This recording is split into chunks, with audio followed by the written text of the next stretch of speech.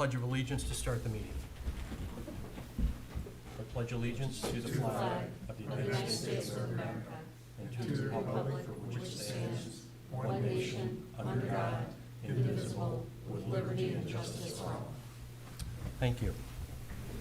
Megan, we have a roll call, please. Sure. Wallace? Here.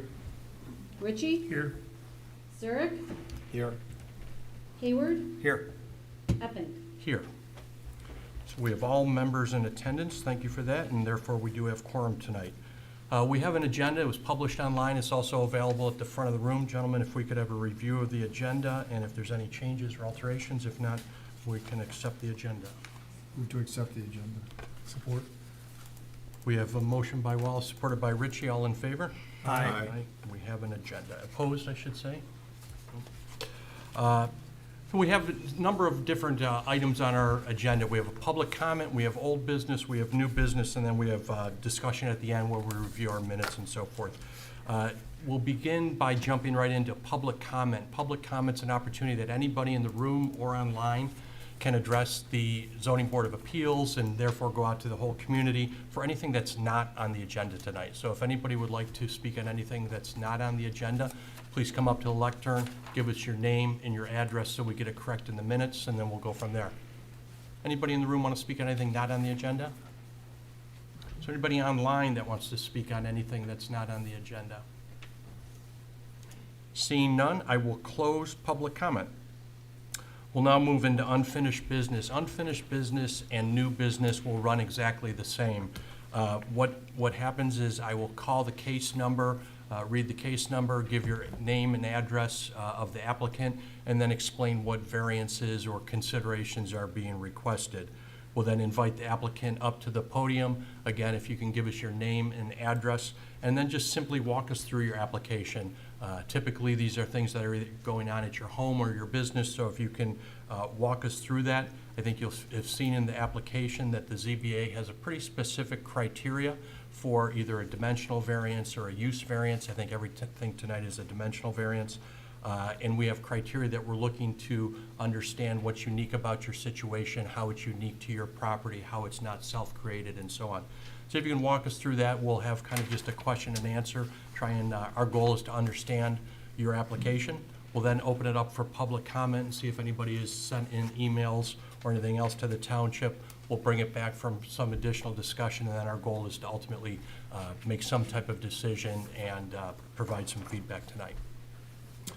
With that, I will call case number 25-017, Tim Warner, petitioner, requesting a rear yard setback variance from section 5.06A4, table 5.062, to allow 45 foot when 70 foot is typically required in order to construct a new detached accessory structure at 9364 Ellis Road, which is in parcel number 0807100025, which is in the R1R rural residential portion of our community. Is the applicant present tonight?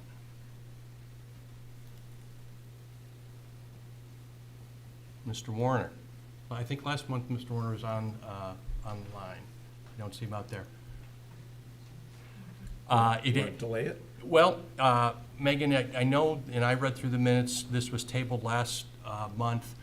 Mr. Warner tabled it. We had some questions, and he tabled it because he was going to provide some additional documents that had some trees. I didn't see those in the packet, so potentially, even if he was here, we might not have had time to review those. Do you have any communication or anything with Mr. Warner? Yes, Mr. Warner spoke to my colleague, Mr. Bono, and at that point in time, he indicated that he wasn't able to get the revised drawings in time for your packet. He had indicated he might bring them here tonight, though he's not here. Also, in the meanwhile, it was identified that there was another variance that's necessary for this. Since it's on a corner lot now that it's combined, now that the two lots have been combined, it's in violation of the section of the ordinance that requires the accessory building to be behind the building in the front yard. So it's behind the building on the north-south road, but on the east-west road, when you look at it, it's in front of that building if you look at the building envelope. So if you choose to postpone or delay, to another meeting, what I would ask is that then we would properly notice that for the next meeting, get that notice out, and that way you could act on three. Well, let's get a hold of him first the- and make sure he wants to be on the next meeting before Yes. we notice it. Mhm. Go over for me again what the first variance he was requesting was. So he was allowing a rear yard variance to allow 45 feet when 75 feet is Yeah, required. that's what I thought. So now, because he combined it with that other lot, which was a suggestion we kind of made to him, now we're saying that the north side is his front lot? It can't be He- both. Nope, it is both It on a can be corner both. lot. Yeah, corner lots have two fronts, even though his address is on Ellis. I thought we debated that last time. Well, Mr. Carlisle was here, and there was some discussion of that Ellis is the address, and therefore this would be a rear yard. Technically, if, What's the side yard requirement for that zoning? that's the interesting part, if it Rattley Lake becomes the front, then does the western boundary become a side yard, which is only a 50-foot required setback. He's asking for 45, so, potentially, and nonetheless, I'm not gonna resolve it this evening. We're not gonna resolve it. Curiosity that- Can we take on case number 2 and maybe come back to case number 1 before we take on new business? Oh, I think we could just adjourn this. Is there a reason not to? Well, if he just shows up 10 minutes from now, He's got information he was supposed to bring to us, so we're not gonna look at it anyway. oh, you're not? Okay. we haven't had time to We review haven't it. had time to review the Oh. additional information we Right. It requested. just seems like it'd be, And we'd have to properly notice. the addition. side yard, okay. So, Megan, I think we're all aware that this is the third scheduled meeting, and we addressed this in October. They combined the lots. We addressed it last month and was tabled. So, anything that either this board can do or the Yes. planning commission, or not the planning commission, but the planning department can do to help facilitate it, so that he does have some resolution or some direction to get us back here. I guess it'd be my preference not to table it to a time certain, because we don't know what his objective is, but does that mean we table it or postpone it until he's ready? You would postpone. Okay. Okay, so Want to make a motion? make a motion to postpone unfinished business, case number 1, 25-017. Support? We have a motion to postpone and support, motion by Zurich, support by Wallace. Can we have a roll call, please? Wallace, Yes. Ritchie, Yes. Zurich, Yes. Hayward, Yes. Epping, Yes. motion passes. Thank you. So that motion passes. Mr. Warner, if you view this, please continue to work with Dave Moran in the building planning department, and we'll go from there. Thank you. Moving right on to case number 2 under unfinished business, case number 26-002, Nathan Adams petitioner requesting a side yard variance from section 5.06A4, table 5.062, to allow a 25-foot when 50-foot is required in order to construct a new detached accessory building on a non-conforming lot of record, which is at 6135 Clintonville Road, parcel number 08262000034, which is also in the R1R rural residential portion of our township. You were here in April, so thank you for coming back. How are you, Ms. Rams? I'm doing well. If you could give us your name and address, just so we've got it in the record. Yep, I'm Nathan Adams. I live at 6135 Clintonville Road. Perfect. You were here in April. You're seeking to put in a accessory structure in your rear yard. You're in a non-conforming lot of record. It's a little more narrow. Typically, they should be 200 foot in that zoning district. I think you're about 163. Yep. And there was some discussion, there's a few buildings back there, so discussion of the location of that building, potentially acquiring some additional property to provide a setback. Why don't you give us an update of where you're at? And I see that your application has changed a little bit. Yep. So last month I was seeking a 25-foot setback variance. That would allow me to build the pole barn next to an existing shed without having to move that excessively. I submitted a new proposal that's now seeking 36 feet. setback, and moving that existing shed behind the location of the proposed structure. The shed itself would not be any closer than the 50-foot setback mark. I've also spoke with my neighbor. He's in support of the building, but he is not willing to sell land at this time to bring me into conformance. That's why I'm still seeking the variance for this. On the property, I also updated additional dimensions, but also specifically the septic field, which is located pretty much in the middle of my property, preventing it from really being any further inward, and then also wetlands and a stream in the back that prevent building the structure further back. I appreciate that. You'd also submitted a letter from your neighbor stating just that he's in favor of it, but isn't interested in selling any of his property. Yes. Appreciate you saying that. That was discussed previously because there's really two different ordinances that we're looking at. Section 14, which is our zoning board ordinance, but also Section 13, which is a non-conforming lot of record, just to bring everybody up to that. So appreciate you going through that. This was noticed as a 25-foot variance request. You're now seeking greater than that, or I should say less than that, I guess, on your perspective. In other words, it was noticed for something that we're now considering something less impactful from a variance, so we're allowed to request that. If you had come and said, hey, instead of 25-foot, I really want 19-foot, we'd have to renotice it. But because it's getting further from the property line, we meet the standards. Just for gentlemen, are there any questions or thoughts? My thought is that we, when he was before us the last time, we played the jigsaw puzzle game with him and said what if, and he's basically complied with what our suggestions were. So I'm in favor of giving him the variance. Mr. Hayward?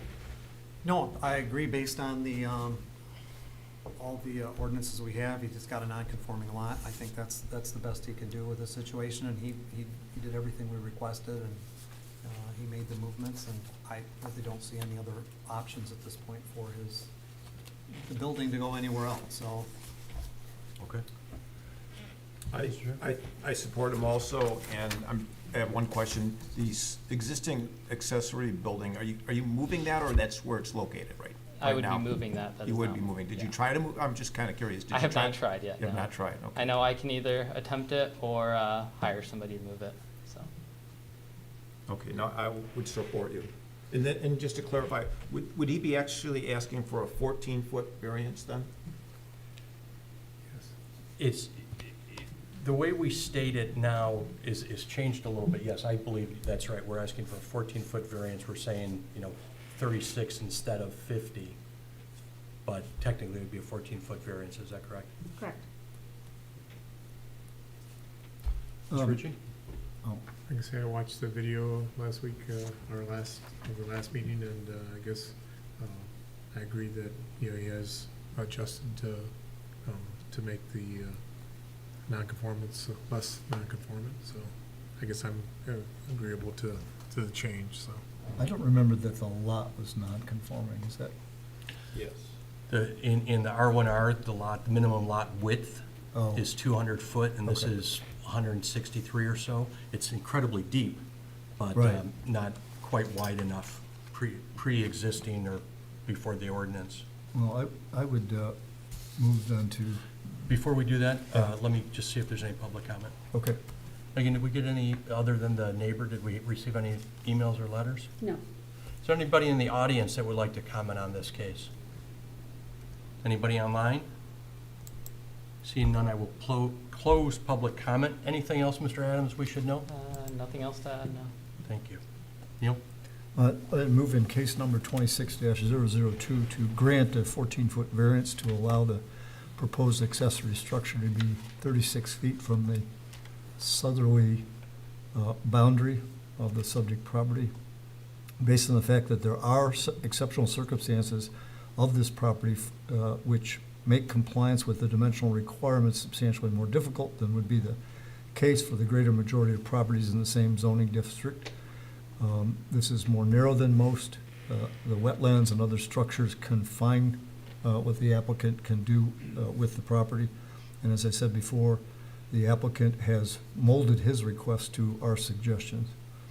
I believe these characteristics, which make compliance with the dimensional requirements difficult, are related to this property and not some other property, obviously. These characteristics, which make compliance with the dimensional requirements, are not of a personal nature. These characteristics, which make compliance with the dimensional requirements difficult, were not created by the current or previous owner. The proposed variances will not be harmful or alter the essential character of the area in which the property is located, and the proposed variance is the minimum necessary, and there is no different solution that would not require a variance. I think we also have to do the non-conforming lot analysis then under the ordinance. I would suggest that this fits in with the neighborhood well, at least from my visit to the property. I see no adverse effect on the neighbors. In fact, we've got approval of one neighbor to the proposal. The other part is not capable of acquiring any more land. So based on that, I think the strict enforcement of the zoning ordinance involves practical difficulties. The public safety and welfare remain secure, and substantial justice is done. Thank you. Very good. Support. Good motion by Wallace, support by Zerk. Is there any discussion or questions on the motion? Do we want to enforce the staking of the building to make sure it's at least the 36-foot? Survey? I'd amend my motion to make certain that the applicant provide to the building department an as-built survey Verification. for the construction of the proposed accessory building. Support. Support the amendment. Any other discussion? May we have a roll call, please? Wallace, Yes. Ritchie, Yes. Zurich, Yes. Hayward, Yes. Epping. Yes. Mr. Adams, that last point of discussion, you can work with Dave and the planning commission, or the planning department. We have a tradition here that anything that has a variance, it's very important that it's 36 foot or 14 foot was granted, and we don't want it to be just 10 foot from the property line. So as you're building it, the building department will ask for a verification survey just to confirm that those are, in fact, where it's located, because we don't want to, after it's built, have you move this as well. Yes, So, all right, understood. good luck, thanks. All right, Continue to thank work you with very the much. town. Appreciate it. All right, then. Moving on to new business. New business is G, case number 26-07, Diane and Ray Rogers, petitioners, requesting two total variances. The first, a front yard setback variance from section 5.06, table 5.062, to allow 6 foot when 40 foot is typically required. And the second variance request is the location of a detached residential garage in front of a principal building from section 5.06A4 in order to construct a new detached accessory building on a non-conforming lot of record at 8580 Fendero Boulevard, which is parcel number 0812357-001 in the R1A Family Residential. So is the applicant present tonight? Thank you. And really what that means is they'd like to build essentially a garage forward of the home and 5 foot from the right-of-way line as opposed to 40 foot from the right-of-way line. Good evening. Hi, Hi, could you give us your name and address, please? Diane Rogers, 8580 Thundera, Hi, Mrs. Rogers. and Ray. Ray, I'm Mr. Ray Rogers. Rogers. Appreciate you. So, I think that our board has visited your home, driven by it. You're kind of in that cool area of the township that nothing really meets the ordinance in terms of our current ordinance and setbacks, but it's a great neighborhood. So tell us, you're going to build a garage and you'd like it to be forward of the house? Well, with the way our house is situated on our lot, kind of pre-existing, there really isn't any other option because the whole side yard is a septic field. So that leaves us with the strip that's nearest the front of the house to build 16 by 34 garage. Okay. And it's scheduled to be 5 foot from the right-of-way line, or the road easement line, but a bit further from the actual road itself. I Is think it- it's 21 feet is what we measured on from the edge of the pavement in Okay, to the yard. okay. It's about where the Airstream is now? It, maybe a little more. A little more to yes. the road. Yeah, a Little little closer more to to the the road. road, yes. Okay, but in that general area? Mm-hmm. Okay, great. Is the, and I'll open up the board, you provided some diagrams of the new building that's going in. Is it going to match, essentially in terms of quality of materials, the existing home? It's going to be metal on Okay. the walls, and the roof will be the same metal terracotta roof. Okay, Yeah. great, thank you. Mr. Zerk, do you want to kick us off with any questions or thoughts? Are there public comments here? There seems to be a number of people here. I'd like to hear them. You like- make one comment. I live across Hang on, the we'll call in just a minute, and we'll have you up. Gentlemen, is anybody opposed to having No, public let's hear comment it. before? Great. And we'll ask for, since we do have a lot of neighbors or interest, ma'am, if you'd like to come up and start, if you'd come up and give us your name and address and just tell us your thoughts? Have them step. Yeah, you guys can just step to the side or just sit right in the front row there. Good evening. Good evening. Doreen Doro. Address is 8575 Thundera Boulevard. I live across the street. Hi, Mrs. Dora. Hi. And I think it's a great idea, and I hope you approve it. I appreciate it. So I was there today, and so what's neat about that neighborhood is everyone's on above the other. So if you're the house I'm thinking of, it looks as though you'll look right over the top of this. Exactly. So it doesn't block your view or anything like that? Right. Okay, I'm not particular. I can still see the lake from the left side. okay. Great, I appreciate you coming out tonight. Anything else we should know? Nope, they're Thank you. wonderful neighbors. I'll tell you that much. Good to know. Thank you, Mrs. Dora. Anybody else in the audience? Come on right up.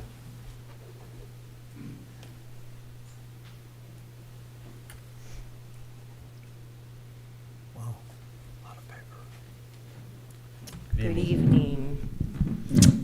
Hello, for the record, my name is Sean, last name, letter initial D, U-N-N, and I reside on 8603 Park Drive, parcel ID number J0812357010. And I am here for the public meeting regarding ZBA file number 26-007. To be clear, I am not here to oppose the 2 total variances or to oppose construction of a new detached accessory structure. I am well aware of the terrain of Thundera Park neighborhood, the irregular configured property lines, and understand very much the request for variances and the need for the original small lake cottages to construct the modern-day convenience of a residential garage. I too am in one of those small lake houses, that are stuck with irregular property lines and also do not have a garage. So I very much understand the need for that, and I am not in opposition of that. What I am here for is to highlight the water drainage issue that occurs at the top of the hill with Park Drive running below, and the concern of how new construction may further exacerbate the issue. I'm aware of the different governing bodies and who has jurisdiction over what. However, I reviewed the agenda packet for this evening and did not see mention of what the proposed and permitted engineered drainage will be for said construction, or what preventative measures will be taken to maintain and prevent further soil erosion. Last year in 2025, I contacted the Oakland County Soil Erosion and Sedimentation Program Supervisor and Inspector. They did come out for a visit, as well as our township's building director and the Oakland County Road Commission. I will read the letter sent to them just for further clarification. And again, please note, this is prior to any notice of this evening's discussion. I am reading it just for clarification. Side note, there has been some improvement. There has been on Thundera Boulevard a recent curb that has been put in, also stone, and that has tremendously this spring helped with the water drainage that comes down to Park Drive. But to be certain, I just want to make sure that with new construction, we're staying in the solution and not exacerbating anything that is already happening. So here's the letter that was shared last year. It says, to Oakland County Soil Erosion and Sedimentation Control Program, we are writing to request an in-person meeting with your Soil Erosion and Sedimentation Control Program crew for assessment and advisement of soil erosion and water drainage issues occurring at our property located at 8603 Park Drive, Clarkston, Michigan. With spring rainstorm activity arriving soon and the ability to manage seasonal stormwater effectively, the need to stay ahead of this major concern is necessary and essential. Photo and video of erosion, flooding, water drainage, and road sheet flow are available, date and time stamped. Our correspondence is due to earth change disturbances that are resulting in major hill soil erosion, flooding and washouts that are within 500 feet of a water of the state named Walters Lake and its surrounding water drains. We have resided at our residence at the bottom of the hill since 2008 and have never experienced a soil erosion water drainage issue on our property until present. The first several soil washouts and flooding occurred during storm activity on July 15th, 2024. During rain and storm activity, uncontrolled water runoff has produced great momentum, water falls down the hill to our property and has eroded bare soil, moving it off-site and producing flooding and leaving neighboring street, driveway, and properties vulnerable and damaged. Despite our efforts of silt fence installation, sandbag placement, and reinforcement of our own property's retaining wall, it proved insufficient. The inability to properly manage this matter is compromising the integrity of the hill, as well as washing out stone, plantings, mulch, etc., and pushing all sediment into surrounding drains. The impact of soil erosion and sedimentation continues to be of great concern, especially with noticeable change in the intensity and frequency of storm weather events that are being experienced in our local area. The hill that is being eroded also contains many old, large trees rooted on it, and with a DTE pole, wires, and transformer nearby, the issues of earth change disturbances has produced a great safety concern, not only for the safety of our house, but the safety of adjacent properties, community, as well as imperative to maintain the integrity of the hill. When viewing the elevation of the hill and said properties on Google Maps, you will appreciate our deep concerns and our request to meet with you. We are in need of guidance, as this matter is beyond the scope of our knowledge, and we are seeking your expertise for a solution. Please advise how soon a qualified specialist on your crew can visit our property. We look forward to meeting with you. Sincerely, Patrick and Sean Dunn, 8603 Park Drive, Clarkston, Michigan. I do have video available that I could email to any one of you right now if you want to watch the video. Mr. Chairman, I don't understand. I think these comments are beyond the scope of any authority we have. I wanted to give Mrs. Dunn the opportunity. So you're talking to all the right people, and we certainly understand the concern and the impact to the whole neighborhood. And between the Oakland County Water Resource Commission, which sounds like it's come out, between Dave and his building department, our engineering department, What our scope here tonight is essentially to get to, the Rogers would like to build this garage. Ultimately, they'll have to work with all of those agencies, with our building and planning department, with the County Water Resource Commission to get silt fencing. Dave and his team and our township engineers look at grading. So all that is critically, and I think it's a good reminder. Our very narrow jurisdiction tonight is just to determine whether it would be appropriate for them to build this structure in this location. If the board tonight says, yes, that seems reasonable, then Dave and his team go to work and look at all those important issues. If this board tonight says, doesn't grant those variances, then nothing, then it would essentially stop there. So I guess applaud you for continue to bring it to everyone's attention, because it's critical not only to you, but to everybody up in that area. But it won't, there's nothing we're doing tonight that impacts engineering other than the ability for them to continue to move forward to talk to the engineers. Yes, and thank you for this opportunity, because like I said, there is no opposition as to variances or building the structure. But for the record, I did want to have it on record as the process moves forward, and possibly looking for the clarification of what drainage and soil erosion measures will be put into place, because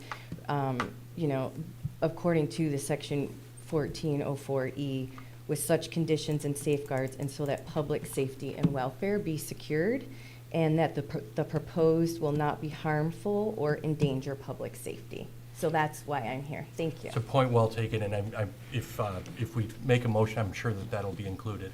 Yes. Thank you. Thank you very much. Thanks, Mrs. Dunn. And by the way, I saw the plans and they do look beautiful. They look very nice. Great, thank you. Thank you. Is there anybody else in the audience that would like to speak? Come on up.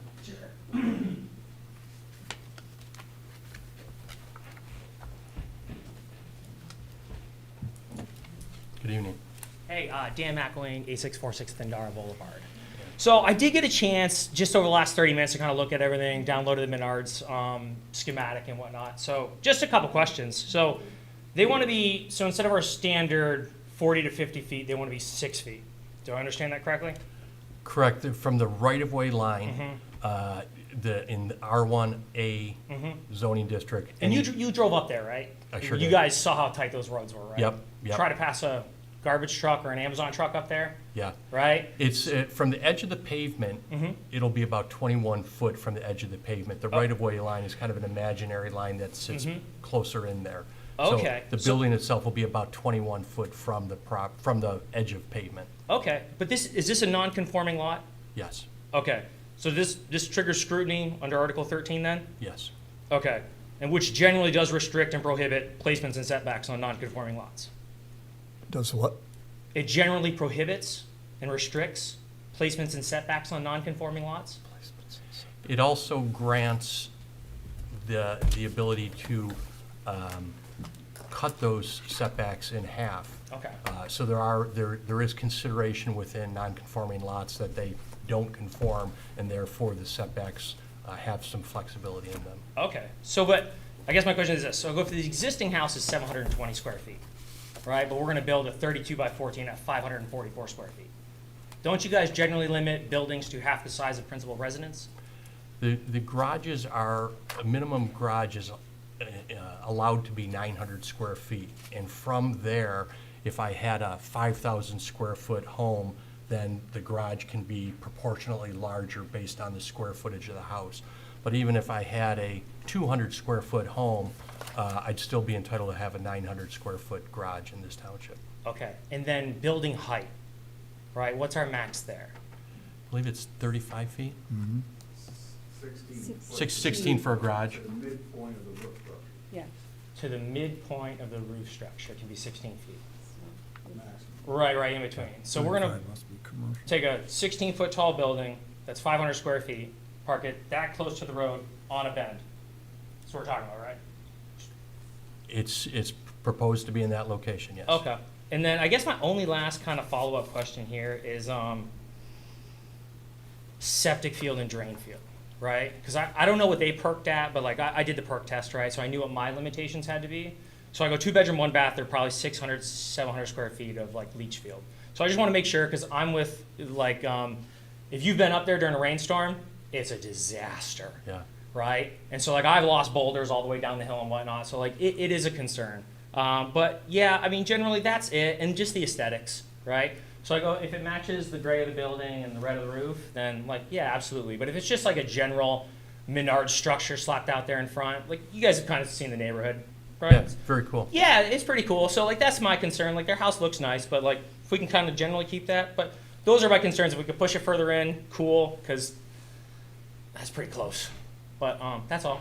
So Could you Appreciate it. go back to your comment regarding the non-conforming lot? What was your understanding was?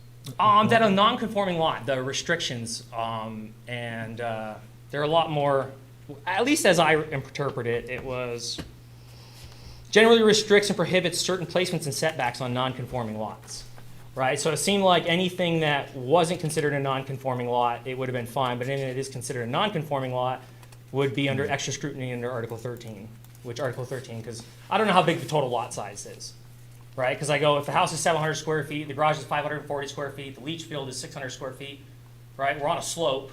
Does that all fit for playing Tetris, right? Right, and all good questions. Yeah. The applicants have submitted site plans, so it is dimensioned on the site plan. Perfect. So it does fit with the request of these variances. We'll ask them, it's a good question. I don't believe that there's any plumbing in the building, so in terms of the septic, it shouldn't add any additional load on the septic, but we'll verify that when we talk to the applicant again. So it's a good point to consider. And the site plan is on the packet, so it's available on the website as well. Over there? No, online, or we can broadcast it, but it's on the packet on the township website. Okay. I didn't see the leach field on there. That's why I was curious, but I'll check to see if the leach field is in there. It's on the back side of the house, the applicant had indicated. Okay. But the setback, or the site plan itself is in the packet. all right. Appreciate it, guys. All right, thanks, All right, Dan. Thanks. Good luck. Anybody else? Hang on, let's see if there's anybody else, and then we'll bring you up one more time. Anybody else in the audience like to speak on this? Come on back up, Mrs. Dunn.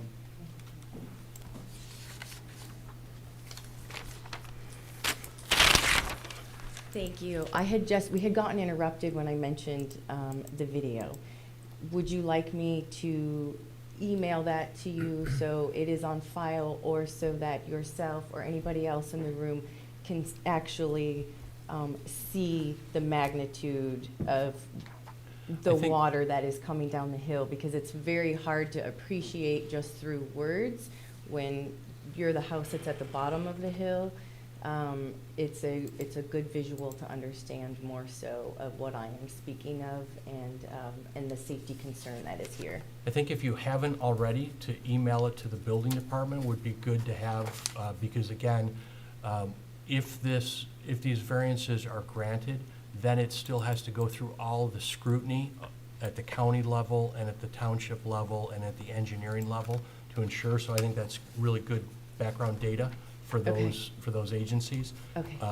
Again, we're looking at dimensional Yeah. location, Okay. but all those engineering issues will come next if the variances are granted. Okay, great, thank you. I just wanted to clarify, because the question was. If you don't have the address of the township, we can get that for you tonight to email it. Okay, thank you. Yeah, I just wanted to clarify, because we got interrupted, so I didn't get an answer to that question, if you wanted the email. So, Perfect. okay. Thank you. Thank you. Anybody else in the audience like to comment on this case? Is there anybody online that would like to comment? Can't see who Deanne is. All right, with that, I'll close the public comment portion. We'll bring it back, Mr. and Mrs. Rogers, if you want to. Anybody, any members up here like additional questions, thoughts, comments? Sure. Okay. I guess we didn't go through that because we brought the comment forward, so let's start that. The purpose of the garage is to actually get the travel trailer in it? No, No. Sure. it's to put a car in it. A car. There was a drawing in the packet that it appears like the garage is taller than the house? Did I see that right somewhere? I don't I believe don't it is. believe that is, no. What sheet is Page that? 48. Page 48? It's a pretty low profile house. Well, can Does- anybody help me does- explain My page page is 48? different. Why is it up here? What I'm concerned about is having a massive garage in front of or next to what I would consider a very nice-looking house. And I don't want, I want to keep the character of the subdivision as best as we can. And given what we've heard from other people, I think I want to try and figure out a way to help support you, but I want to understand why it appears to be so large. And did you say that the roof will be the exact same color as the roof on the house? Yes, okay. But the siding is not going to be the same? Very, very close. Very close? Yes. Okay. And I would, based on other people's conversation, I think if we make a motion, part of the motion would be required to make sure that that the driveway could never go to a hard surface. It would have to stay gravel. And maybe limit, if you plan on putting a little cement pad or an apron in front of the door, and then I would want to limit the size of that to help, the ground to absorb as much water as possible, because you're gonna put the roof on, and it's gonna put all the water that would normally go into the ground, it would be going off to the side in the ground. So that's one concern I think that some of the existing homeowners have expressed, and maybe we can find other ways to alleviate that. But I guess I'm concerned about how tall it looks right now on a drawing, and if somebody could explain that to me, whether it's up here on the board or... For the people on the television, is there a way to put up on I can screen? share my Or you screen. can share yours? sheet 48? It looks like it's taller on that sheet, but I guess, It's basically cut and pasted on there, and that's probably why, Oh, yeah. Ken, I went to the dimensions that are in there from the Menards. Okay. spec, I mean, And it- it says it's 12 foot at That's the the peak. walls, that's not the roof height. The bay door's 10 feet tall. so. But- Right. I'm just saying they can answer that. So I wasn't sure if the drawing was proportionally correct or not. There's no dimensions on that. If you look at the Menards drawing, there's dimensions there.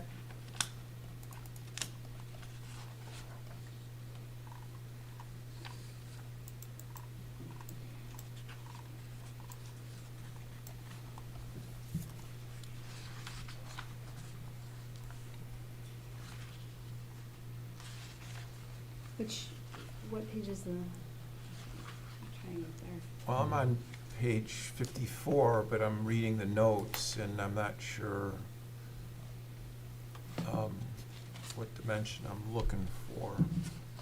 I don't know if it's... I don't see the page number on here, but on page 55, it has the building information, 16-foot width, 34-foot length, 12-foot walls, which are the stud height. And the pitch is 612. It's just 612. So Benny asked me for the height, which I supplied a drawing. Is that in the packet? We're This trying to one? confirm that. Yeah. See I on mean, I have page one here, 59, it has the if we need it. Can we see the it? truss height. That's a pretty shallow. sent that to Ben. So, 12 foot, so 14.3 is the middle of the truss? What's the terminology? Midpoint of the roof. I'm not sure if it's quite, yeah, I guess it would be midpoint. So it's 14.3, and do we know how tall the house is? It's not as tall as the house, I know that. We kept that under for that reason. Okay. So we're trying to keep the color combination very close to the house. It's off to the side. It's not for the trailer. And you're thinking the new structure is equal to or less than the height of the home. Correct. And your drawings do show, new gravel. I mean, is it, what you're planning on is gravel still? I mean, there's It- gravel it now, always and was gonna be gravel's a gravel, good but idea for that neighborhood. Yeah, well, we are gravel and we've been gravel, but we were kind of waiting to see what we were gonna do there. There was a concern with it being gravel. I'm not sure if the gravel, since it's more permeable, is better than having pavement. We do have a catch basin that's there that we put in when we bought the house. This is a very topographically challenged neighborhood and very eclectic with every kind of structure you can think of. But water would come down from Thandera from probably 4 or 5 houses. Right in front of our house was a low point. From there, it goes the other direction. So it's not going to keep going past our house. The previous owner drained it where our septic field is now. It went straight down the hill and in fact was eroding the hill. By putting this catch basin in and dumping that water into, off the edge of our property into just a common area that's all wooded and forested, that water just dissipates through everything and doesn't bring any water down onto Park. Park, when it was paved, and I don't know why, but there's curbs on it to keep the water in the road, which I don't think before that much water would go down there. It would normally runs off a road and goes into the shoulder, which is somewhat permeable. So now you've created a trough that's going straight downhill. So the water coming off our property certainly doesn't affect that. We have really vegetated the slope since we've lived there with a number of trees, a boulder wall, and it was a little bit of a problem when we moved in, but being a landscape architect, that's what I do for a living. I try to deal with these things and collect water. The gravel driveway, that water is just going to go into that catch basin the way it does now if we turned it into, say, concrete, which I was leaning towards a nice exposed aggregate instead of the gravel, just because you can't use a snow blower on it. But and I don't mind the gravel, but I was thinking I did want to pave it. And it's not very big. I just thought, well, the idea of leaving it gravel seems to not really make a lot of sense to me anyway. Appreciate that, Mr. Rogers. Any other quick? Good. Ron? Yeah, I guess, I know you've got the site plan here, but it's kind of hard to tell. You have the drainage ditch that's between the proposed garage and the road. And you also have some fairly large trees there too. Were you planning on leaving the trees or We're not encroaching on touching the the tree. ditch at all? There's one tree, but it's way in the back. It's well away from into the garage. There are no other trees there other than ones I planted. Bunch of big maples that are, I might have to prune up a bit. There's someone, when we visited, someone took a picture. There's one tree right next to a big boulder, kind of just to the right of your driveway, closer to the road, maybe within the road easement. Is that going to stay as well? Yeah, no trees are coming down. No trees are coming down. Perfect. My garage is the same, basically the same level as our driveway now, slightly higher, so the water can run out the way it does now into our catch basin. And so it's not going to increase any water going to down the hill or where our septic field is. Anything else, Ron? Oh, I guess, as Mr. long Wallace? as, go ahead. I'm sorry. Every time you go up in Thandera, you're amazed at how many different kinds of structures there are. This time I was sort of scanning for garages in front yards, and there's a lot of them. So I don't see this as being so very unusual. I'm not able to pull out of 13 non-conforming analysis that was presented by one of the neighbors. I don't have a problem with, again, I don't think it's up to us to I don't have the capability to determine what ought to happen with the drainage in that neighborhood. That's beyond the scope of this board and I think any knowledge I have about such things. I don't think that we should be dictating as a condition the nature of the driveway. There are a variety of products, I know from my experience, that can be semi-hard surface but still be permeable, for instance. So that's a solution. I don't think whether it's paved or not paved as a driveway is gonna exacerbate or cure whatever other drainage problems there are in that neighborhood. I don't know why the concern about the trailer going in the garage, why not? I don't know if that's a, Well, I think you have to raise the roof line considerably to get a trailer in. Oh, it's not going in there. my guess is that trailer is probably 9 foot high and probably has 10-foot doors already. Yeah, Is I that mean, about right? I think it would fit in there, but we're not keeping it there. Okay. It's there right now, we're gonna keep it Yeah, somewhere else. but it's a matter of what, when we start discussing these Oh, things. yeah, well, it doesn't matter it's what you put in it. What conditions we would put on it. And I don't know how we would enforce that particular one. You'd put it inside and nobody would see it, right?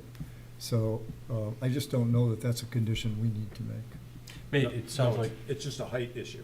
you're trying to understand It the is, height. but if it would fit as the Oh, way yeah, they I don't present care it if to it us. fits, I'm then- just, I want the height to be known or documented in any resolution. Well, it would be based on what's been presented to us, right? And that's not clear to me. Okay. Mr. Hayward? Yeah, how you doing? I have a Good. couple of questions. One is I was looking at this design, and so you're gonna be strictly putting a car in there, or, Mhm. because it looks like on the base, No, the backside is gonna be storage, basically Okay. boxes and storage stuff. Okay. We don't have any storage in our house. there's a shed at the back of your driveway. I didn't notice that on the drawing.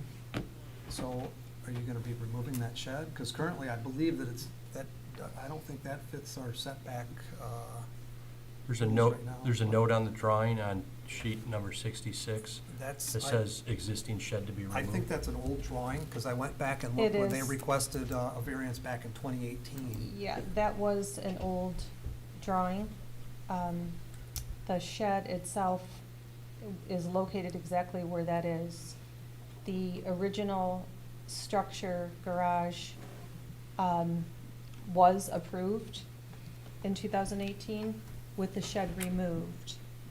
This particular garage that we're proposing is smaller than the original 2018, with hopes of keeping the shed and also the garage. So it's basically, it's about the same amount of square footage. You know, so I wasn't gonna remove that. Well, I guess my concern is does it meet the setback rules of where it's currently sitting? And I don't know that because it's not on the drawing. It could move. And, It could definitely move. We didn't even address that. and then secondly, so you guys are just in the back of that, the rest of that structure, you're just going to use that for storage as well? Yeah, we have no storage. The reason I ask is because I saw a lot of things on your options that would indicate that you would want to heat that, or, I mean, there's a lot of foam insulation, fire-rated drywall. Just to Things keep like the that. mold out is really our idea. Okay. If we have things that are valuable, you can't really store it in conditions that are not climate controlled. Is there going, So that's, I'm sorry, go ahead. so that was our concern, to keep at least whatever's out there in decent condition.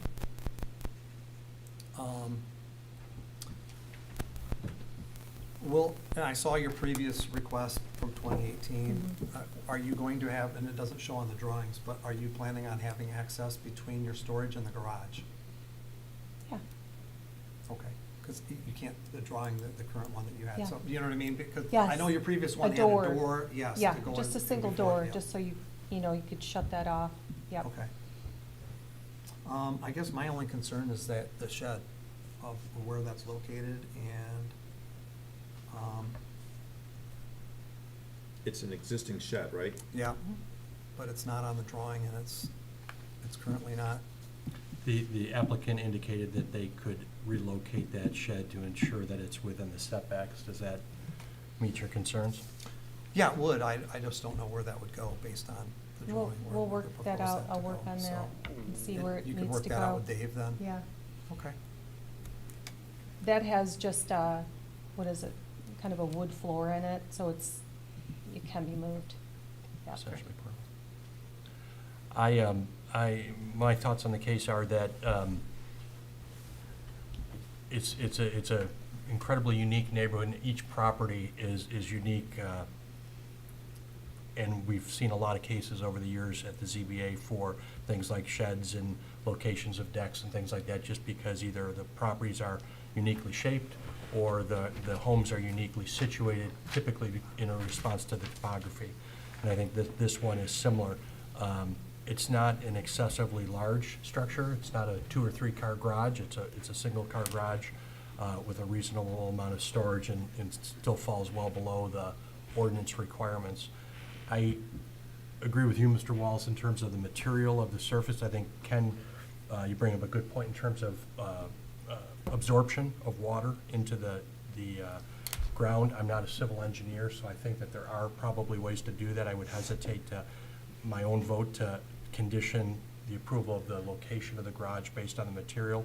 But I think working, some of the neighbors have talked about the importance of Oakland County Water Resource, our township engineer, and I know that Dave and his team will work closely to make sure that it's not only the location, but a lot of the engineering and water conditions don't exacerbate, and ideally can help correct some of the problems in the neighborhood. So that would be, rather than just putting an application, I would maybe agree that we could strengthen the motion potentially to ensure that things like that are considered, would be my preference. But with that, is there any other further discussion?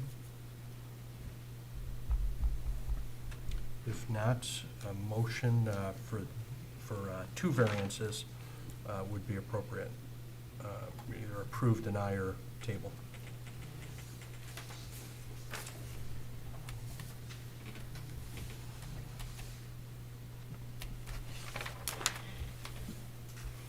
Oh, I'll let somebody else have a turn.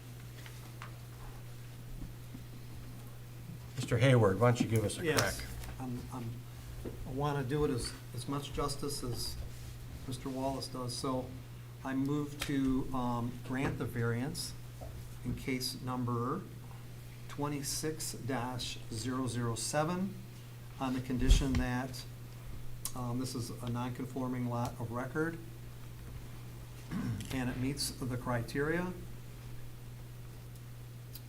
We find that so we have 2 words. So do you want me to read 2 different ones, or just I think one motion that would cover include everything? both of them. Okay. Because we find on there is substantial evidence in the record, including the application in these proceedings, that there are exceptional characteristics of this property for which make compliance with the dimensional requirements substantially more difficult than would be the case for the great majority of properties in the same zoning district, specifically the size of the lot and the location of the home and the location of the septic system. These characteristics, which make compliance with dimensional requirements difficult, are related to this property, not some other property. These characteristics, which make compliance with the dimensional requirements, are not of a personal nature. These characteristics, which make the compliance with dimensional requirements difficult, were not created by the current or previous owner. The proposed variances will not be harmful or alter the essential character of the area which the property is located, and the proposed variance is the minimum necessary, and there is no different solution that would not require a variance.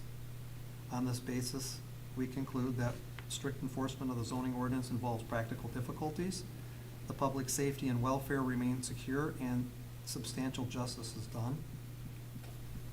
And I would also like to add that, that your shed be moved in compliance with our current setback rules As a condition. as a condition. Do we add? Go ahead. Survey. Sure, why don't we Survey. ask for a second, and then we can consider amendments? I'll second it. So we have a motion by Hayward, support by Ritchie.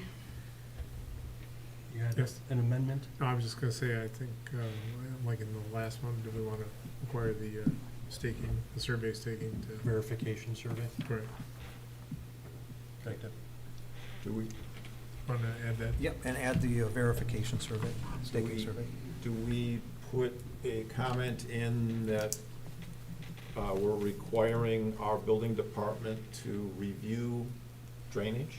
No, that's up to them.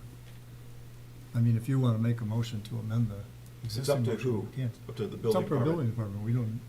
We Because don't, they'll have to, they're responsible for the final grade. sure, we don't. Is we that don't- true, Dave? Proposed grade, yep. Yep, we don't dictate those kind of things to the building department. I don't think. Okay, I'll agree. So, The one change.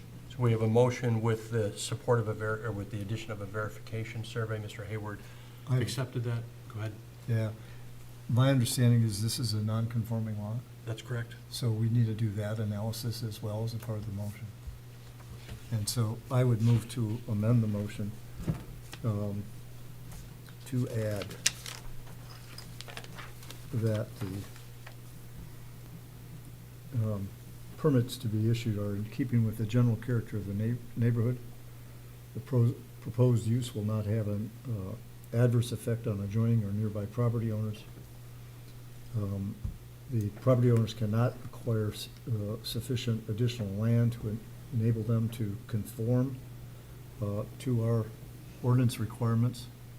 And other than the variances which we are granted by the main motion, there are no other requirements of the ordinance that are not met. It's interesting that in the ordinance, it provides that there has to be provisions to include provisions for automobile parking. So since it's a garage, we have that. That's my motion to amend. So we have a motion to amend. Mr. Hayward, do you accept it? Yes. You s- I'll accept it Okay. for the second. So we have a motion with a lot of points in it, but essentially it meets the requirements of section 14, which is the variance request, and it meets the conditions stated for section 13, which is non-conforming lot of record. There's also the condition, similar to the previous case, that we work with the building department for a verification survey throughout construction to make sure it doesn't creep any closer to any of the other existing setback lines or property lines. With that, we have a motion by Hayward, amended by Ritchie and Wallace, supported by Ritchie. Plenty of comments from Zurich. It was a team effort here. Megan, could we have a roll call vote, please? Wallace, Yes? Ritchie, Yes. Zurich, Yes. Hayward, Yes. Epping. Yes. Your motion passes. Appreciate you walking us through that and appreciate the comments. Obviously, you guys are a tight-knit neighborhood, so I know you'll continue to work together. Please continue to work with the building department and the county water resource department as you go through the construction. Thank you. Thank you. Great. All right, moving on with our agenda. That concludes unfinished business. That includes the case in new business. We have another item, item 2, under new business, which is the rules and procedures. In our packet last month was a draft of the rules and procedures. Megan has included that in a download link and a printable link of a draft rules and procedures. Megan, maybe you can walk us through what we're trying to do here. I know that. No, I don't, go ahead. yeah, I don't want to have somebody summarizing for me what I already read. Okay. I have a broader concern that as I read it, there's a number of things that are fundamentally wrong with these rules. And I'll go over them real quickly, but I think that with our comments, that this ought to be referred to our attorneys. One broad thing is that we are adopting rules of procedure that I believe we don't have the authority to adopt or enforce. They are matters that are in the ordinance or they're not in the ordinance, but they're not for us to say, for instance, what the board compensation would be or how many members of the ZBA there should be. I mean, I can go on and on. I've got pages of notes, but I agree with many of those points as I went through it, and Megan and I did read it, and I looked at it through those eyes, and I identified a number of things that I think that's already covered in the ordinance. So I don't think it needs to be repetitive to the ordinance or try and supersede the ordinance. not only that, but it's not up to us to be saying some of these things. We don't have the authority to do that. Is this a brand-new document? It's There a is brand no new- document in Independence Township like this, so yes, it's brand new. It's new to This is a us. model that came from another community. It's really a combination of a model from Michigan State Extension, which they have through their land use series, and then also another community. I'm underwhelmed. So is, there for all the other boards, do they have the same, similar document? Does the planning commission have Planning one? commission has it. It's new? No, planning commission, we've had that for quite a while. Does the I could board go have a on and on. similar- There's- Yeah, they have a special rules of procedure. I mean, they're bylaws, they're not binding, but they are, Well, but here's another example. Yeah. So all vacancies shall be filled in the same manner as the regular appointment process. We don't appoint members of the ZBA. What's that doing? This should be the manner in which we We operate. conduct our meetings. Right. That should be the limited scope of this thing. There's a 2.06, what's the term of a ZBA member? That's not for us to say. Whether or not there's gonna be alternates. Now, that's not, again, that's not up to us to determine. Now, how we invoke using an alternate would be. For instance, we could put a rule in here that says each of us, when we know, if we know, we're not gonna make a meeting, we inform the chair and are in the office, and they then inform Call the alternate. call the first alternate, and so the alternate can make it here. But again, it's not up to us to be appointing the alternate or anything like that. And what's your feeling? 2.09, materials from the township. At or before their appointment, each member and alternate shall receive the following materials from the township staff. That's good, but that's an administrative matter. That's not a matter about how we conduct these meetings. There is some of that in here. Right. You know, we went out of the normal order today because of Ken's request that we hear from the public. And I agreed with it. I wanted to hear what the neighbors had to say. I always, Yeah. we're not bound by it, certainly, but it's always good to hear what's said, even before we comment. But that's the kind of thing that should be in here. Not, I mean, this thing should be about a third to a quarter the size it is. Yeah, I would agree with that. Yeah, even things like the duties and things like that probably come from the board as opposed to. Again, yeah, but now, there are some here that make sense. 210, the selection of the first meeting each year, the ZBA shall select from its membership a chairperson, a vice chair, and a secretary, blah, blah, blah. 211, the tenure of those particular offices, and the duties and responsibilities of the chair, the vice chair, and the secretary. But then you get to 215, ZBA Planning Commission representative, one Planning Commission member shall serve as liaison to the ZBA. All well and good and interesting, but not up to us. Right. It's not our bailiwick. And, I mean, I could have hacked the heck out of this thing, I suppose, but I think. Kind of did. Huh? Well, what? You just didn't submit it to us. I've got 7 pages of scribbling here. I mean, I went through it, but, yeah. So I think at least as a first cut, it might be well to send it to the lawyers or somebody to cut this down. There's training requirements in here. I'm not sure about them in substance, and I'm not sure, again, that we're the ones that I can turn to one of my fellow ZBA members and say, you're not going to school enough. Now, that's up to the township board, I think. I don't think it's up to us to determine what education we should be required to get or how often. Now, some of us went to that Ypsilanti, I think. Right. Yeah, and a full-day session for me. I learned a lot, but I'm not gonna do it every year, right? Right. It would be nonsensical. Right. The better thing might be to have Carlisle's office come in and give us an update every year. So there's some things that do apply, but really ought to be molded to what fits for us. Even it goes through and it talks about motions, whether it's use variance or dimensional. I think that also is covered in. The ordinance. In the ordinance, and not necessarily, so looking at it through those eyes, I think it's important, I clearly think it's important just to have a standard. I think it's important for us to help facilitate, because I think it's kind of hung up with us currently right now to get these alternates in place. And I think we as a community agree that we should have these alternates. So I think it's important to move it, but I talked to Mr. Wallace a month ago about this, I think, and I've been thinking about it since then, and it doesn't make sense that it's redundant. Well, I think I made a It's passing nightmare. comment to you Yeah. that a lot of this just simply didn't apply. Right. It either doesn't apply or we don't have the authority. We're holding up getting alternates? We're not, because the of this? township board is. Okay. Well, how long have you gone without alternates? Huh?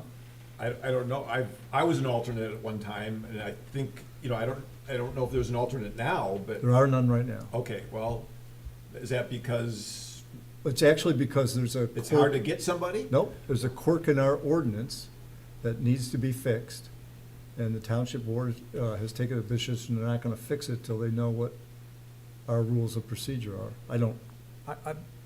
I believe it's fixed. I mean, we've passed the ordinance. The ordinance is set in place. The thing is that we didn't want to look at appointing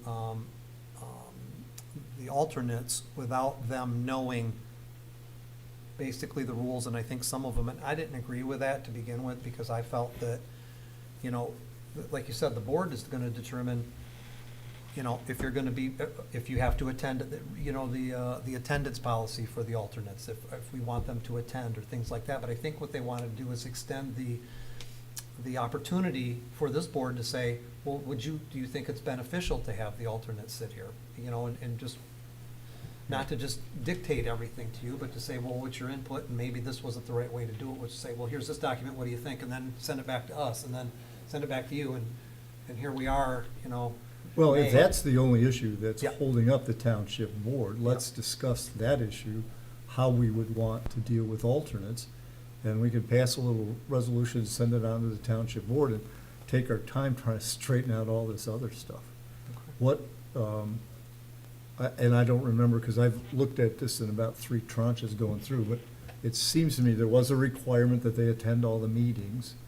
I don't know how y'all feel about that, but I don't really understand why it would be necessary to require an alternate to come to a meeting they're not participating Or in. not all of them, or, And particularly because, as Ron pointed out earlier, they're on video, they're available, so let's leave it to the good, it's like the site visits.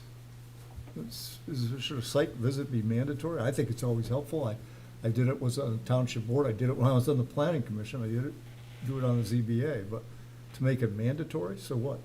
If I don't do it, all of a sudden I'm off the ZBA for non-feasance or something? So I don't know that the site visit should be a requirement. It should be encouraged, it should be recommended, but we need to be careful about these things too in the manner of enforcement.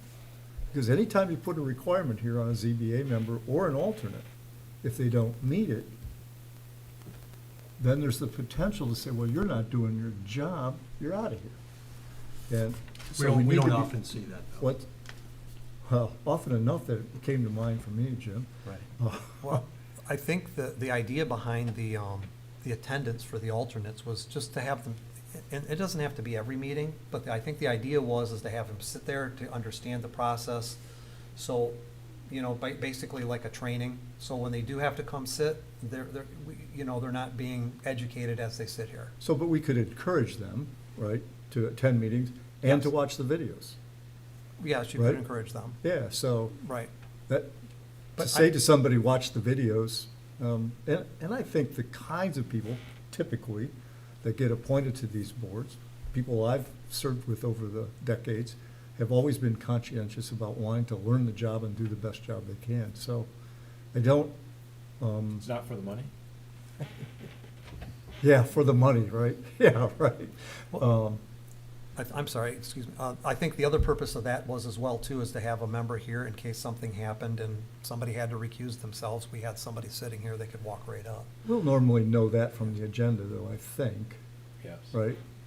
I guess. yeah, There's I mean, conflict right, of yeah. interest stuff in here, and I have issues with some of the way some of that's stated as well. I mean, we could go through all of this now, Well, let's figure out or who actually, so, let me just back Go up, because I'd like to get through the alternate. I was gonna say, piece. let's at least address the alternates tonight, Yes. but let's also talk about the process going forward, because it's already May, to your point, and there has to be an efficient way, whether you know, whoever, whether it's the attorney's office, whether it's Carlisle's office, but someone should maybe take this feedback and help draft a more concise policy and procedure as opposed to all the rules that are covered by other boards or other ordinances. So I don't know who that is, but let's discuss that tonight. And then let's maybe get through the alternate I don't remember where the section in here on alternates is. Is any- 2.08. Because I do think it'd be good to Two. give the board our thoughts as it relates to alternates, so that they can appoint those. Yeah, I think once this alternate thing is done, there's, the rest of this can, whatever, as long as we can say to the alternates that, the potential alternates, that they understand what their responsibility is going to be. So the I get that expectation for there's, them. I get that there's 2 alternates, that's the statute, the state law. Would you like that sentence struck, since it's direct from the state law and the zoning enabling act?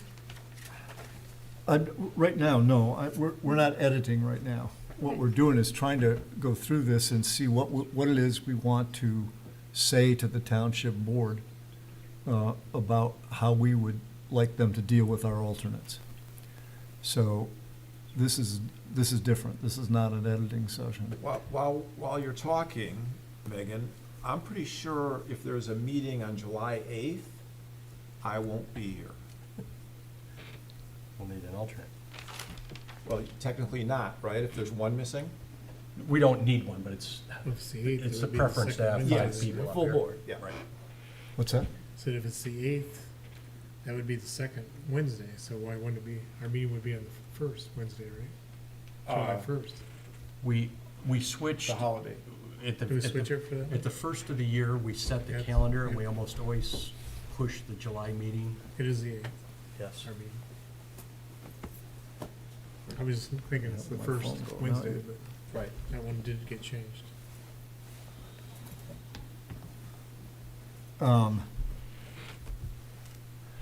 So I have no problem with the township appointing for us 2 alternates. That can be part of what we tell them. 2's as many as we're allowed. I think we should have as many as allowed. I don't know why we would rotate them. I'm not sure how I feel about that. Meaning my- having a primary and then a secondary? So Sure. the primary is always first? I think, I don't know. Well, I'm that'll sort give of you, open on that will one. give that person more experience to fill in a full-time position. I agree with this notion that once somebody has sat on a particular matter as an alternate, they're on as They an stay alternate. with it. That's consistent with some other language later on, that if you're, although I don't like the way it's worded, but it says, you know, if you're not here for the entire hearing, you're not supposed to, well, even one of us is not supposed to participate. So those are logically consistent. And so I would be fine with that part of 2.08 in the first paragraph. 2 makes sense to me, obviously. I don't mind the idea of rotating. I like the idea of rotating, because I think if we have volunteers in our township, it's good to encourage that. And I think if you ask someone to volunteer and then they go 2 years and never even sit at a meeting, I mean, it's rare that we have an alternate to start with. Right. But if 2 people have been nice enough to say, yeah, I'd love to do that, it probably means that they want to get more involved in other committees or ultimately become a full member. And so if you start off and rotate. I'm not sure if that's a good argument. I actually, You have a as- primary and you have a secondary. yeah, Yeah. I could go either way on that one. And as I read all of the don't go away, computer. As I read the 2 paragraphs in 208, I'm fine with it. I mean, I think we could say to the township board, we recommend that you incorporate this into your determination of how to deal with alternates. If that's what they're looking for from us, There's no reason to hold it up. Well, paragraph 2 has about required attendance, that they require, not required, I thought. it says they are required. Are Are required to required. attend every meeting. I go to your point, Neil. I don't know that that's our call. I- If they're appointed. Well, if but the they're township- asking us they're asking our opinion of what they ought to do. Well, trustee Nalamathu, according to the note, I haven't watched the video or read the minutes, but seems to have asked our opinion on how you trigger the alternates rotating. I don't know that they discussed, and David could tell us, if the attendance, but I think that's somewhere between the supervisor and the township trustees to say, hey, if we're gonna appoint you, this is what we expect. I don't know that we as a ZBA, Yeah, Make that I see decision. that. I blended those first two sentences in the second paragraph, and again, I would say alternates should be encouraged, first term, second term, fifth term. They should be encouraged but not required to attend meetings. Encouraged. I was gonna say, if we're gonna leave it as they're required to attend, then to me, that's where maybe the rotating would come in. You know, also, we're it going to rotate. it Well, goes no, on but to say, if they. With the way this reads now, if they were both in their first term, which will happen with this first appointment, Right. right? Then both would be required to attend every meeting.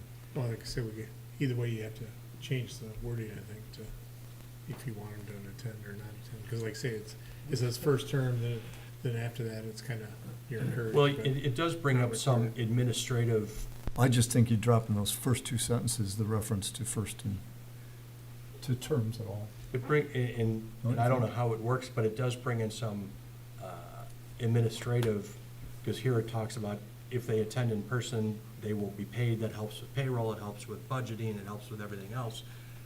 If they're watching it on TV, or they are or may not attend, I don't know how that's tracked, but again, I think that's a I board. wouldn't pay them for watching the video.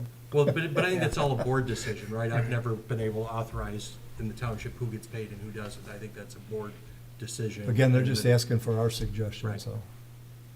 Well, that's a great encouragement to come sit at a meeting, I guess, is to get paid.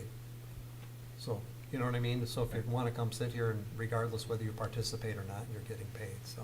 Right. But I'll bring that point up. Do you think, Mr. Hayward, that we need a formal resolution of what we think, or you're just gonna take notes and I take will it take back? notes and I will put them in, because I'll put the MAVE together for the So appointment. I would say in that second paragraph, the first two sentences should be blended to say they're encouraged but not required.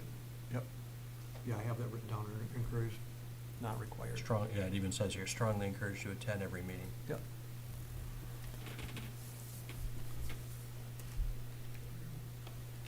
So that, I think, is very helpful for the alternate portion.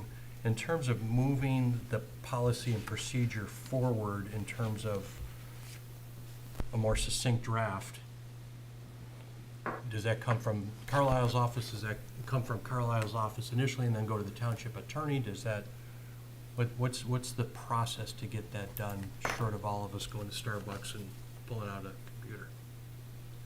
We could absolutely streamline this based on the input that you provided tonight.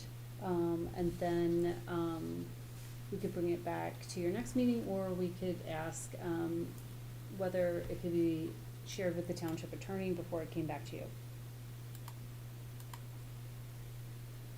I guess it would make sense to me personally for it to be streamlined and then to go to the attorney so that when we come back here. Let's then- have it come back here before it goes to the lawyer.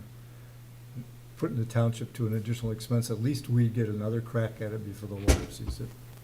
Okay. Gentlemen agree with that? Yeah. We're still gonna want to review it after the lawyer anyway. Pardon me? The other way, we'd still want to review it after the lawyer anyway. Sure, but so before we that- go to the lawyer's expense, let's Right. take another crack at it, see that we're getting Send them what- somewhere where we believe it ought to be. Send them what we think is the most final Right. edit.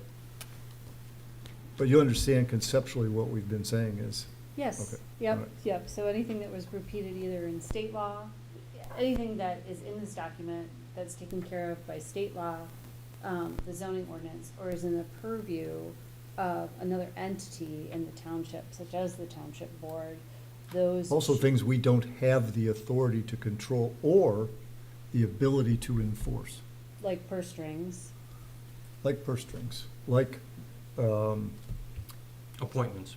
appointments or Removals. removal, saying that somebody's should be removed, Right, or even creating those standards. That's up to the township board. right. The one thing that's probably critical, though, to be in here is conflict of interest. So I would ask if any of you had input on the conflict of interest language to please share that with us? I actually do, based on reading this, because And in township discussions, I think we have to be clear in terms of recusals. This came up, in discussions about my appointment and so forth, and I think it's fine either way, but there's confusion or inconsistency whether or not, in some cases, Dan Kelly, the way I understand Robert's rules, that we voice that I may have a conflict, and then the board makes a decision whether or not they feel that's a strong enough case, and they vote to recuse. Well, we need clarity on that, That's- because I saw, That's my point. Yeah. In this draft, it says that simply that member should say, I have a conflict and I'm stepping away, which is fine too. And again, I'm happy either way. I just think, and maybe frankly, we should have a consistent policy throughout the township, not just at the ZBA, but if the board is doing it one way, if the planning commission is doing it that one way, I think we as a township should be consistent, would be my thought. here's one at 601, absences. It goes into all this stuff about absences, and you have to notify ahead of time or it's excused. If you don't, it's unexcused. And my Note from the doc. my note was, who cares? But it does go on to say, if a ZBA member has 3 unexcused consecutive absences, the member should be considered by the township board for removal for nonfeasance. Okay, but that's not up to us to say. Yeah, that's all ordinance kind of stuff, I would think. It's ordinance stuff or stuff that should be in an ordinance. Yeah. On the conflict, I was trying to get to that. What number is that? Does anybody know? Conflict is 7. 7, so it's page 11 of the document. I'm not sure what it is on the, 12, the last page. yeah. So there's some language here. This is just sloppy lawyer language. As used here, a conflict of interest shall be at a minimum include, but is not necessarily limited to the following. And then it has 6 specific instances.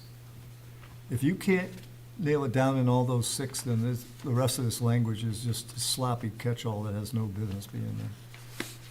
There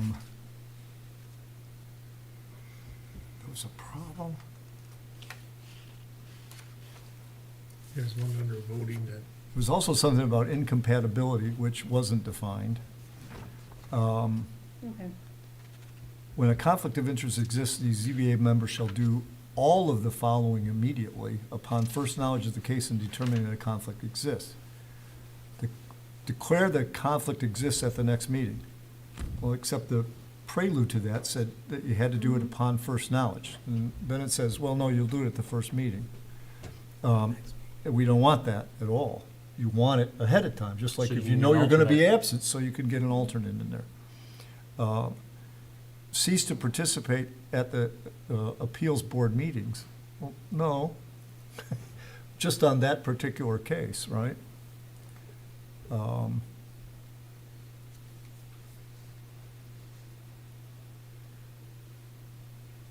And I don't know if they have to leave the room. There was something else though that I think even like the Michigan Planning Association, Mr. Carlisle in the past has told us that it's just good practice to leave the room so you're not Making faces. unduly, Influencing? unduly influencing someone by your gestures or something, what the hell? Yeah, okay, it does say this, in the opening of 7, it says, avoid situations that are conflicts of interest and/or incompatibility of office, and then, which is not defined. They go to some detail about conflict of interest, but they don't say what incompatibility is. Then, what was the other one? One of the conflicts was, issuing, deliberating on, voting on, or reviewing a case concerning work on land owned by him or her, obviously, or which is adjacent to land owned by him or her. So the adjacent land is a problem. What about 2 doors away? Or 3 doors away? That one sort of always gets me because we're all here because we're members of the community. it's a conflict if you're in the same community. Yeah. Well, I think that's enough. It gives some, You got just a have bit one of more fodder line. now? Ron. Yes, Okay. thank you. At the bottom of page 9, I talked about the ZBA Planning Commission representative. It goes on, then on to page 10, it talks about if something comes forward that was voted on in the planning commission, that I should not vote on that. To me, that should just be part of the recusal or not, conflict of interest. That should be listed under there. I think actually that might be in the zoning ordinance, so. It doesn't belong in here at all. Yeah, Right. I'm just saying that it's kind of like a recusal thing stuck in the middle of the voting procedures. That part, I actually think is part of the law, right? The MZA Yes. says that you can't do it, so it would be different than a recusal. I would imagine you just. But it go doesn't straight to belong it. in here. Again, Right, because correct, no, it's correct. in the Yes, statute. it's Yeah. in the ordinance, correct. All right. So we've provided Mr. Hayward some feedback for the board as it relates to alternates. We've provided Megan with some feedback in terms of streamlining it. You're going to create a draft, send that out, back out to the board. We'll have comments in it, ideally at next meeting, and then ideally it'll go to the attorney. There's two other, frankly, one other things that Megan put in her letter. The first was alternates, the second were staff reports. We now have reports from Carlisle Wortman office. My opinion on whether or not they should be codified into our procedures, again, I think that they're helpful. I like them quite a bit. But I think that might be a board decision because it has to do with funding consultants and all those other things. Yeah.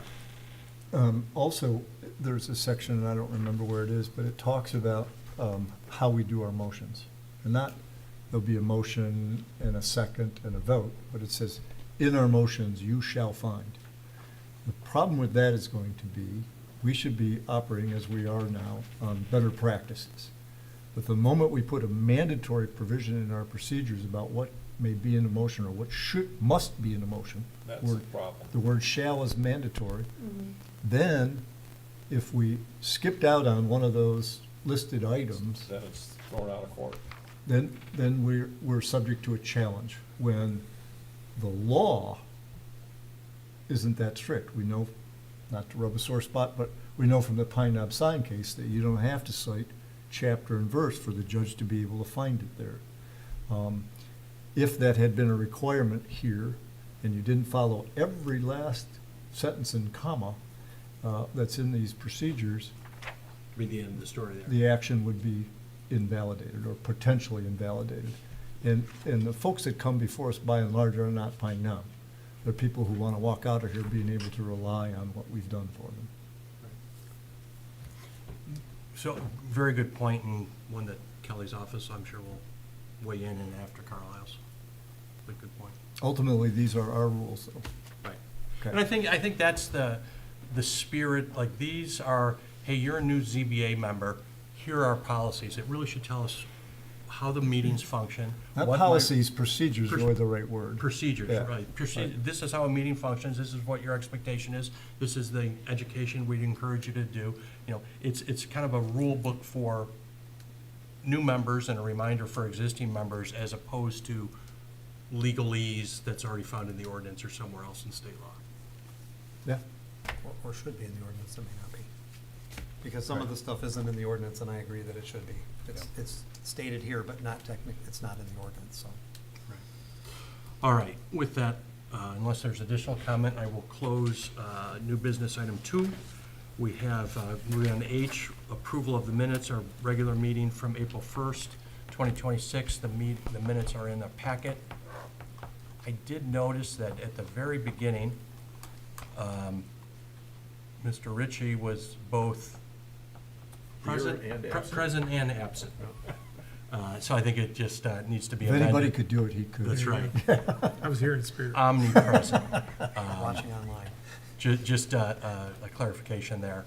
But in all the votes and all those other things, With those were that all clarification, noted. I'd move to approve the minutes as presented. Second. All in favor? Aye. Approved. Now, discussion, meeting is still open. Discussion, I have 2 quick items. I noticed in our packet that based, I'm assuming based on some of the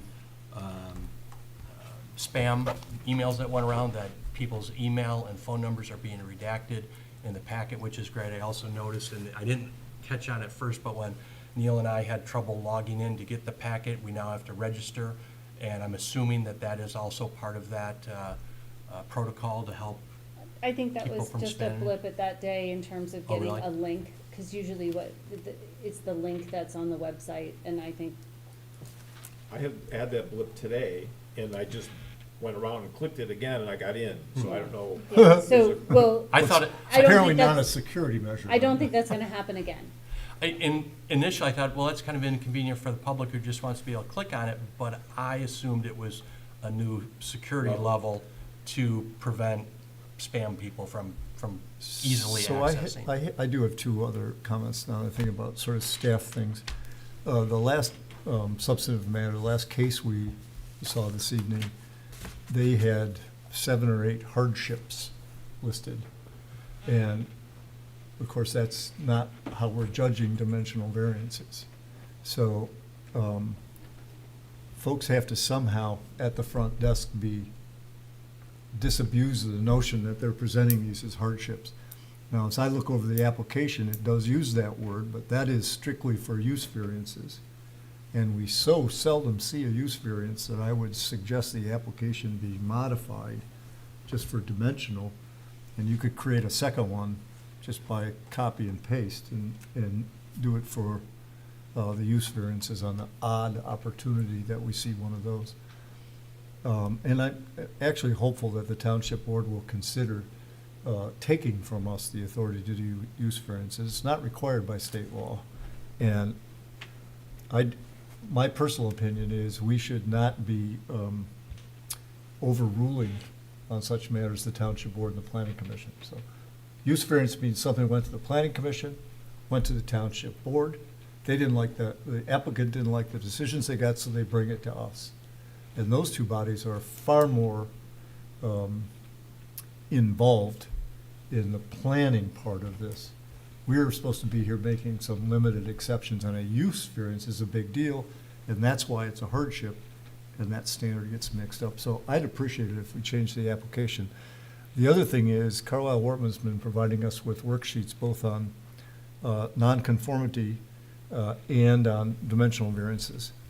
I think those worksheets should be given to the applicants. They should be attached to the application so that they can see how we are going to be analyzing and judging their application. Well, I think that's a very good idea, because I think that also helps them present their case, right? They can, if I know how I'm being judged, I can make sure that I can hit each Exactly of those right. 6 cases, those points. And it may pare down the amount of stuff on each one of these applications. Right.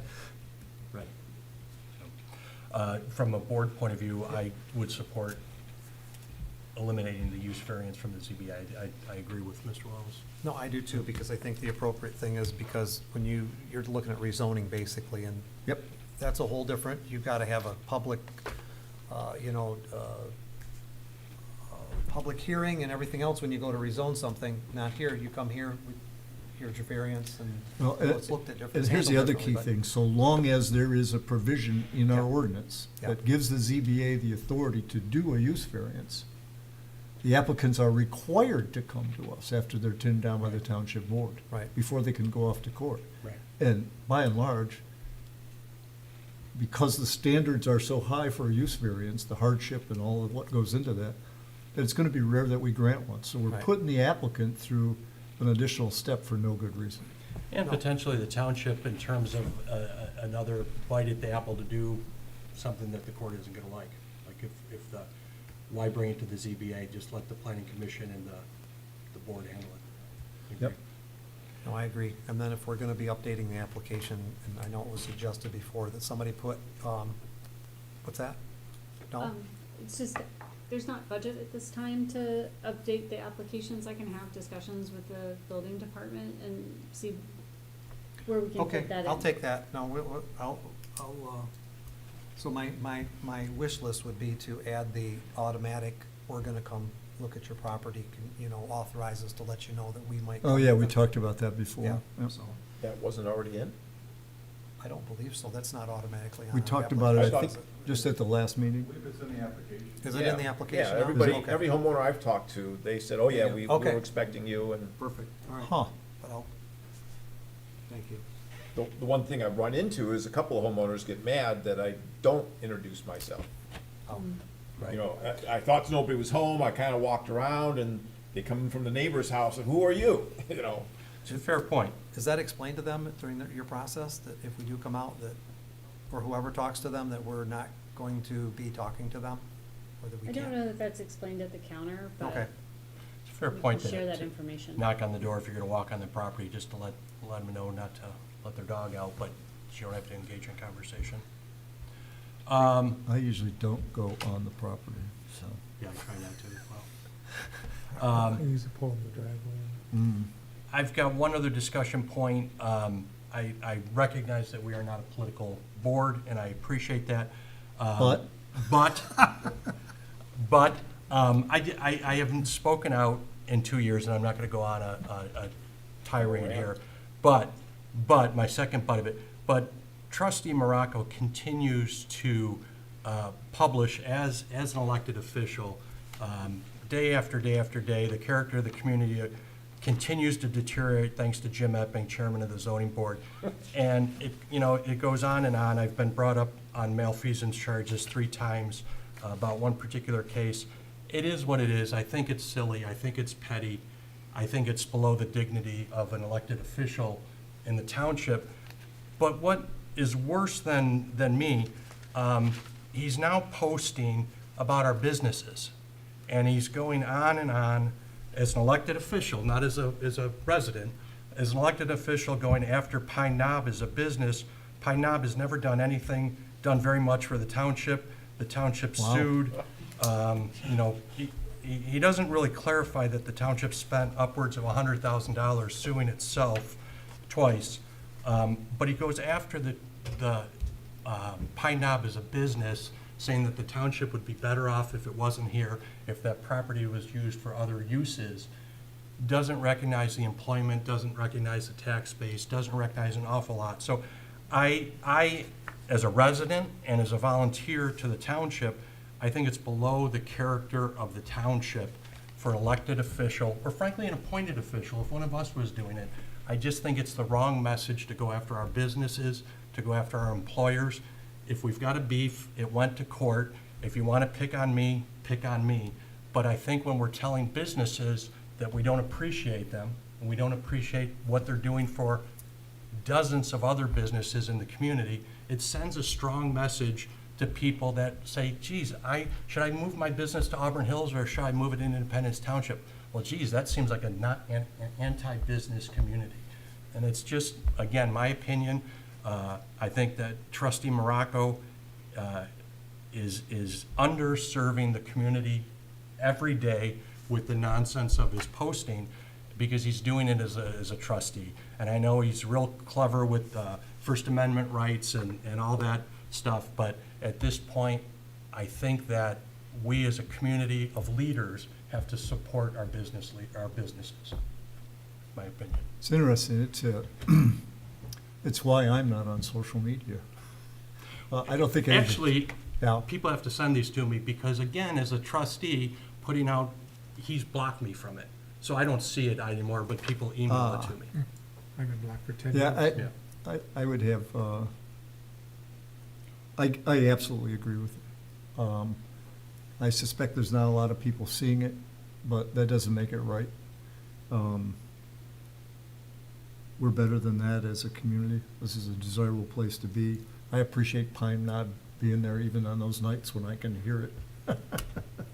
You can never quite hear it good if you wanted to hear it. Right. But, yeah, I don't think. I actually know somebody, I talked to him the other day, I've known him for 20 years.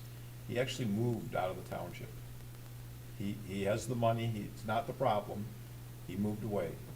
Because of The the pettiness? pettiness or that's the going concerts? around everywhere. It's really toxic. He actually moved because of that. Yeah. Well, I apologize on the record for ruining the character of the township. But No. more importantly, I'd rather be on the record that's saying that I support Pine Knob, I support Pete Way, I support, you know, Neil Wallace Lawyer. I support our businesses and our neighbors.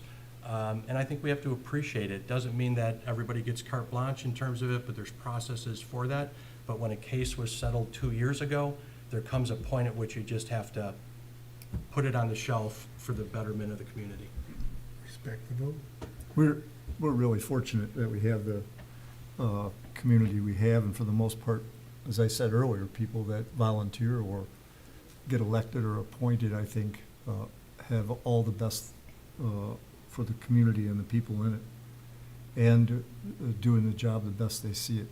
I really don't see what the goal to that kind of Right. communication is. He's got a First Amendment right. That doesn't make it right. Yeah, I Any mean, other as far as I'm concerned, anything that happened yesterday, and the stuff is over with, as far as I'm concerned, with that whole situation with that, it's a settled issue with me, so I don't, you know. You mean Pine Knob? Yeah, absolutely. I would encourage any elected official or any citizen to say enough is enough. That we don't want people to move out of our community because of bullies, because of pettiness, because of things like that. So as an elected official, I would encourage anybody to, say enough is enough. Because I don't think anybody is standing up to anybody, because frankly, no one wants to be the next person in the bullseye. Different employees here, past commissioners, everybody's had their chance in the bullseye. And everyone's like, you know what, it's just easier not to say anything. Go I think back 20 years. I think it's and, time to say something. And Mike Clark getting up at every township board meeting, in the board meeting, and berating the entire board. Yeah. That was not good for the community, and this isn't any different. Right. So that's all the discussion. Any other discussion? One thing, I watched the video, and at the end of the meeting last week, you had some handouts for everybody, and I wasn't here, so if you have extra copies. Were those the motion formats, maybe? I will bring those. Is that what I'll the- email them to you. Yeah, Is that I'll what that email. was? That's like showing up the day after Halloween and asking for candy. That's right. I want my stuff. I will email them. Thank you. Is that what we're talking about, those Yeah. motion Yeah, formats? it's a motion and some information that we got from Training. MPA. Yeah, I'm Okay. sorry I missed that. If that happens again, I guess I'd like to be notified so I can go to that, so. Yeah, it was well worth it. So, all right, with that, I will close discussion, and I will make a motion to adjourn. Support?